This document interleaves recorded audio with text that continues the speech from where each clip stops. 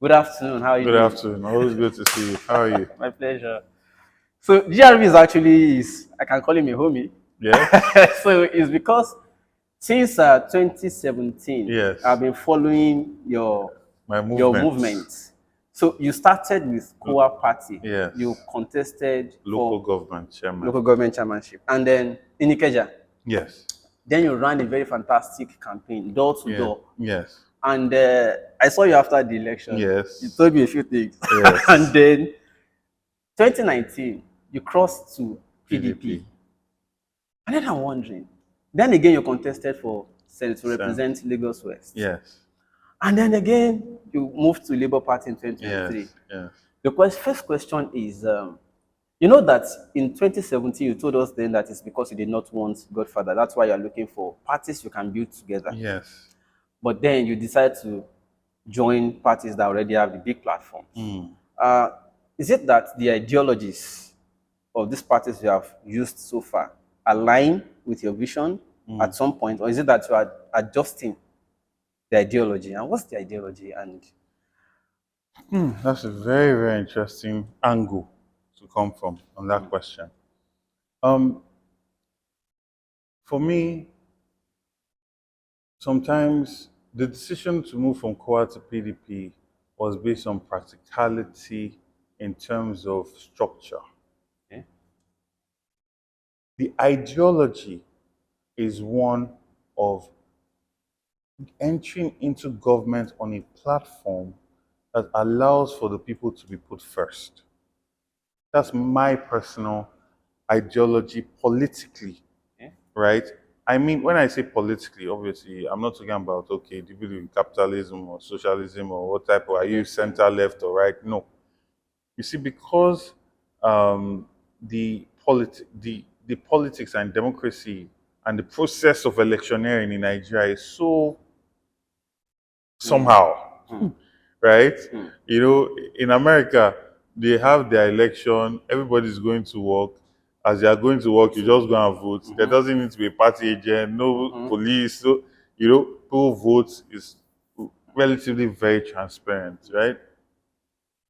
In Nigeria, you need somebody that's going to man all your polling units, right?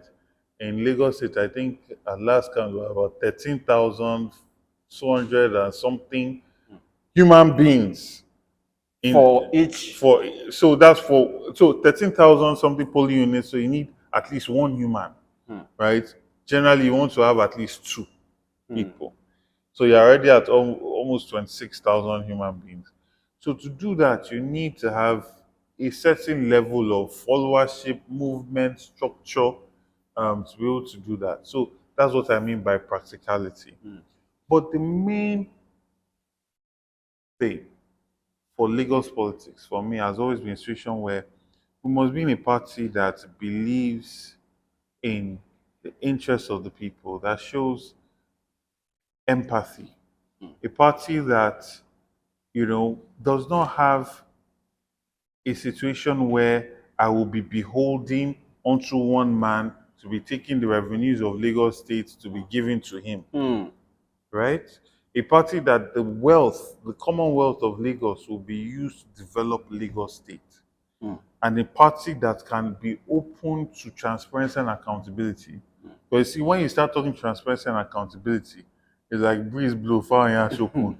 A lot of fire would not want that to happen. So I cannot be in a party that will not allow for that. and you Right? believe PDP will allow that? Oh yes. For several reasons. One, the PDP has not held executive position in Lagos State before.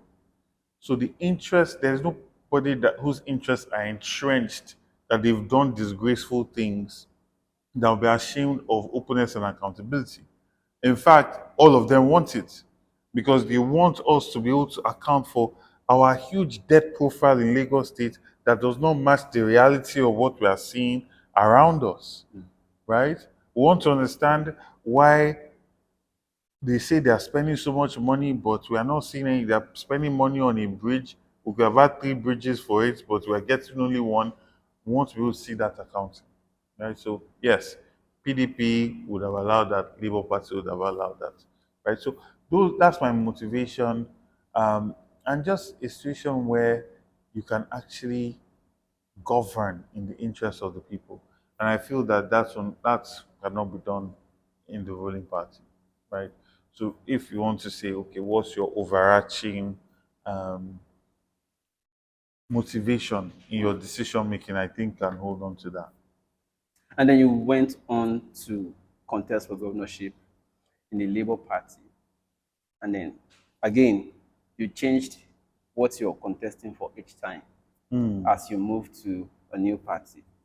I mean, okay, 2023 elections over. 2027, which party and what office? Presidency? No, no, no, no. So if you look at it, you saw in Core Party, we're building structures and campaigning at the same time. In a very short period of time, we've made a huge impact. I mean, even you can testify to that. The idea when I joined PDP was if we could do that by ourselves, imagine what we can do with a structure. And the people that saw what I did in Ikeja, they were like, you can do, now you have people. You go to Ojo, there are people that will sit down and Already wait for waiting. you. They are waiting. You go to Jeremy Felodun, there are people sitting down waiting. Bring that energy that you brought where you were like a lone wolf in the desert with your party. Yes, we had people in the party, but it was not as though people knew the party before we started campaigning in that particular local government. And we did a lot. So it was like, bring this energy, right? And we'll support you. You can run for Senate. Why not? Not too young to run. You're 35. You have the qualities, right? So it was not like this lone roof kind of thing. And also, I built my entire structure while I was in the PDP to contest for governor. And bearing in mind, Lagos State, I did not contest for Lagos Central. I did not contest for Lagos East. I contested Lagos West. That's the largest central district in Nigeria by population, right? So that's already half of Lagos. Now I spent the other 2 years going around and building a structure for the entire state, right? And that was what I now was preparing to take into the primaries under the PDP. And then agreements were made, agreements were broken. I went to the Labour Party.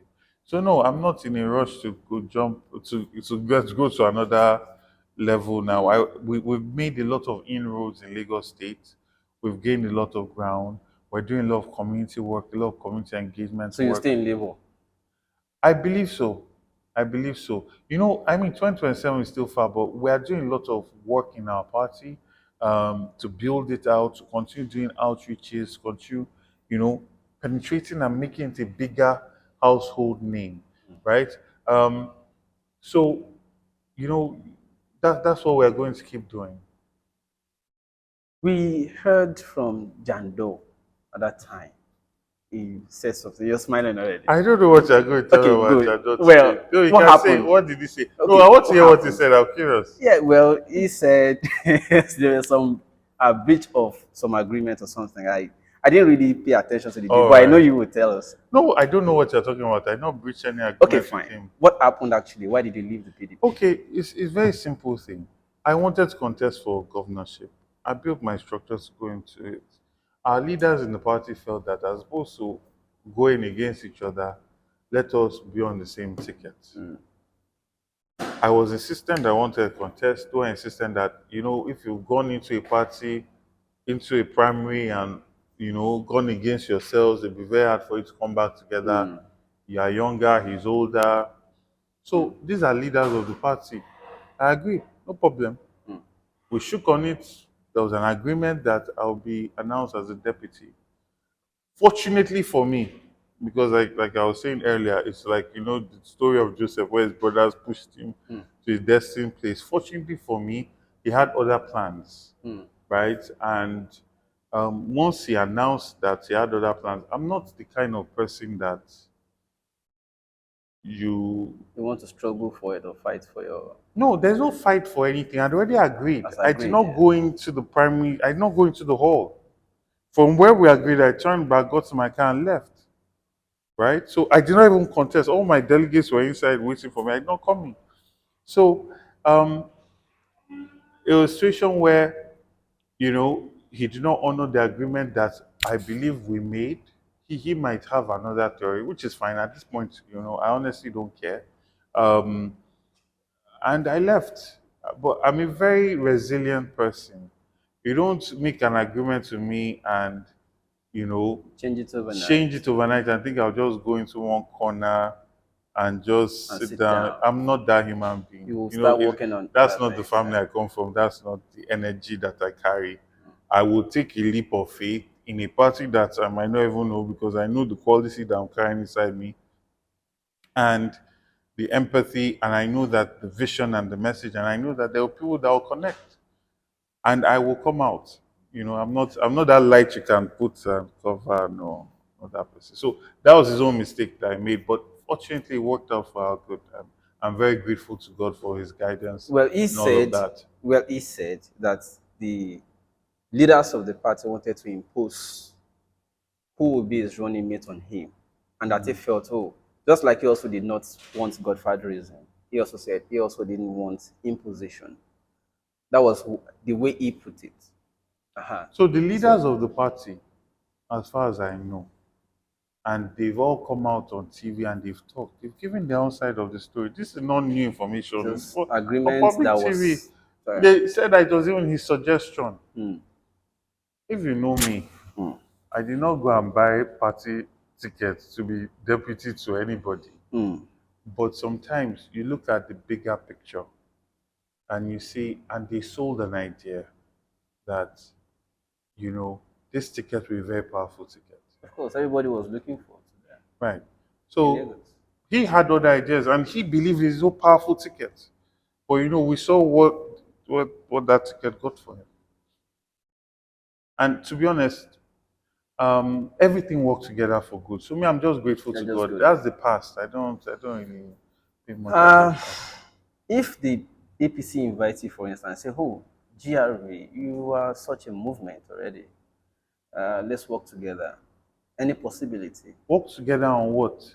Yeah, like On making sure that our blue line is extended properly to get to Badagry at the real price, not the price that has been inflated, or creating a red line system that we are actually buying proper trains and being open and accountable and being honest that the federal government actually were the ones that laid the track and we bought these carriages and this is the price we got it for and we got for a very good deal for Lagosians.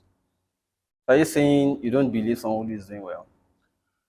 See, Lagos State has been reduced to a state that applauds tokenism.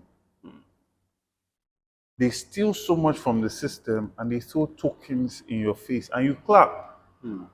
But if you truly know the amount of wealth that is generated in Lagos State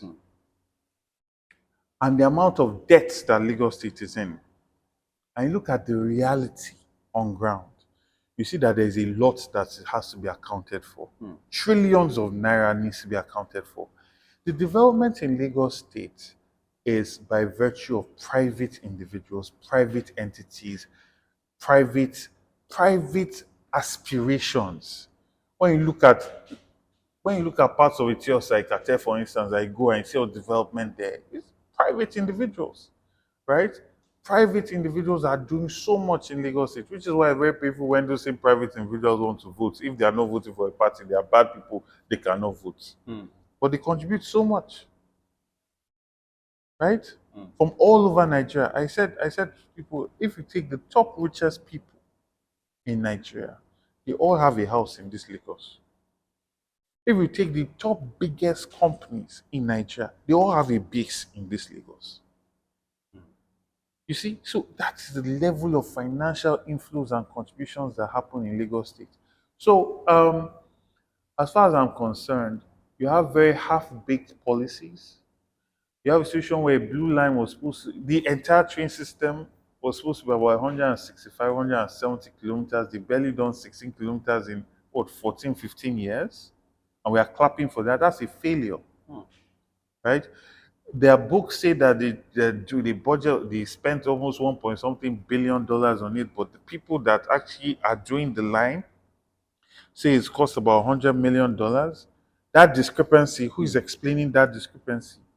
They're clapping about red line now and everything, but that's not a metro line. That's a standard gauge line that was done by Goodluck Jonathan. Yes, they collaborated with the federal government. Yes, they built some train stations and all of that.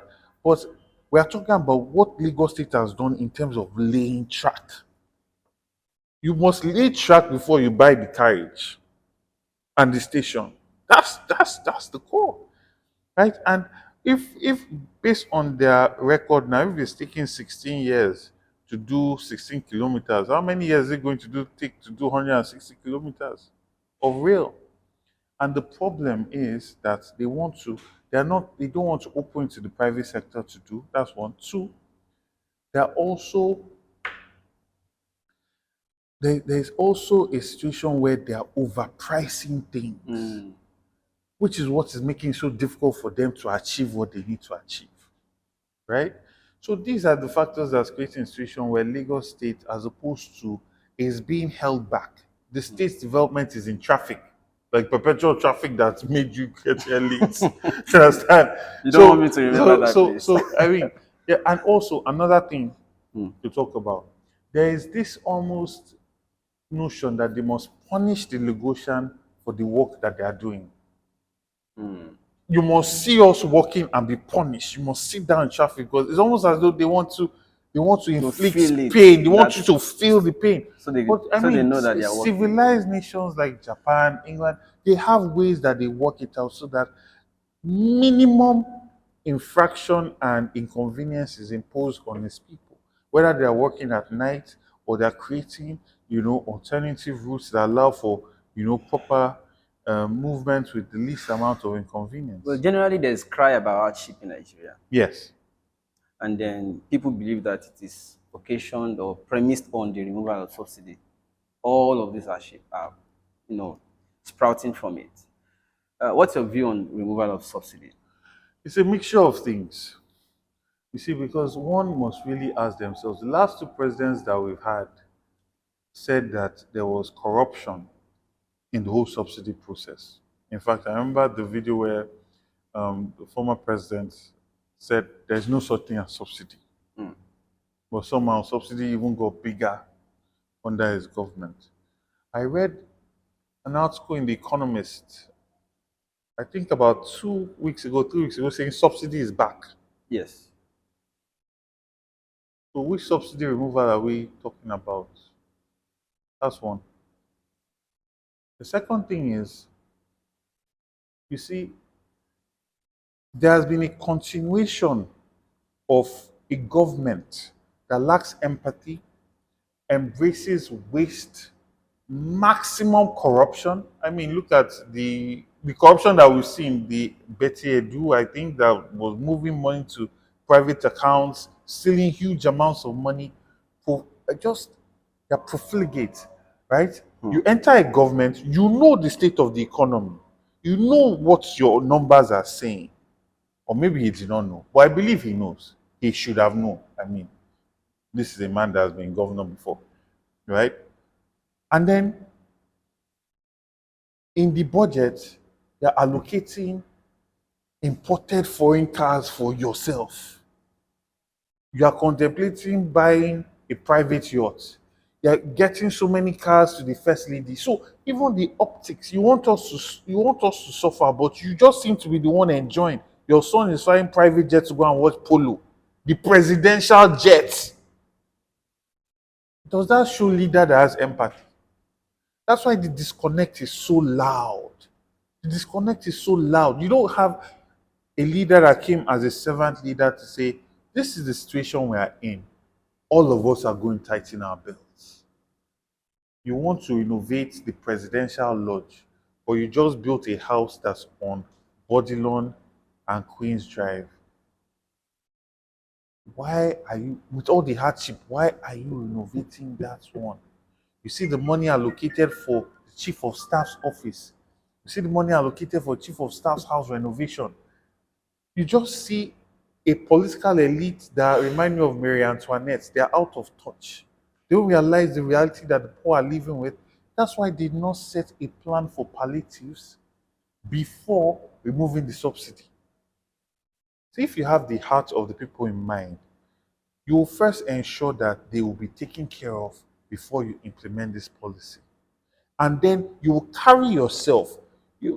You carry yourself in a way that shows that you understand the suffering that these people are going to go through. Not carry yourself in huge convoys and everything to copper to go and talk about a green solution that you don't really have any idea on implementation, and it's just a waste of money. So the level of waste So are you saying you is a don't big believe that problem. it's carrying out a surgical operation where, yes, we'll feel the pain temporarily, but then it is to our collective benefit at the My end of the day? brother, the people have been feeling pain for too long. Let the political elite feel pain. Let them show that they are feeling pain. I want to see a president that cares so much for his people that even just wasting 100 million, it angers him. I want to see a president that will look and say, I have almost 10 cars in my entourage. Why am I buying more cars with the state's money? I can use my cars. Okay, so what happens to all his cars? See, I'm a young man. Oh. I'm not the richest man in Nigeria, but if I entered as governor, I would have used my personal cars.